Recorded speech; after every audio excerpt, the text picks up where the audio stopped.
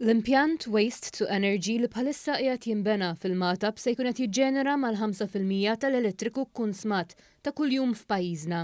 Dan spjegah il-Ministru għall-Ambjent Aron Farrugia fejn waqt żjara f'impjant simili fiċ-ċentru ta' Vienna iddiskuta l-vantaġġi kollha relatati ma' din is-sistema ta' livell għoli ambjentali ta' trattament tal-iskart. Il-Ministru għall-Ambjent tal-Awstrija Leonore Gewessler spjegat kif dan l-impjant huwa wieħed mill-aqwa soluzzjonijiet ambjentali għall-kapitali Awstrijaka. Hija spjegat ukoll li l-pubbliku għandu opinjoni tajba ħafna tiegħu u jattira eluf ta' viżitaturi fis-sena.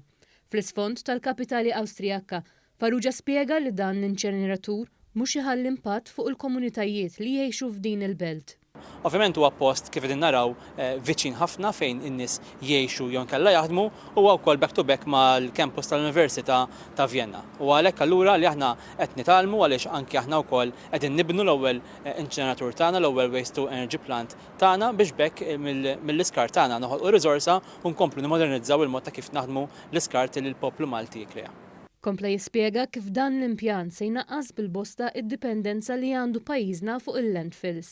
Dawn l-aħħar xhur Malta komplit tirreġistra titjib kbir f'dan il-qasam, hekk kif ta' kuljum madwar 37 tunnellata ta' skart riċiklabbli qed jerġa' jiddaħħal fl-ekonomija u fejn jidħol ir-riċiklar tal-plastik sal-aħħar ta' Mejju ta' din is-sena kien diġà nġabar id-doppju tal-materjal li kien jinġabar f'sena fis-snin ta' qabel.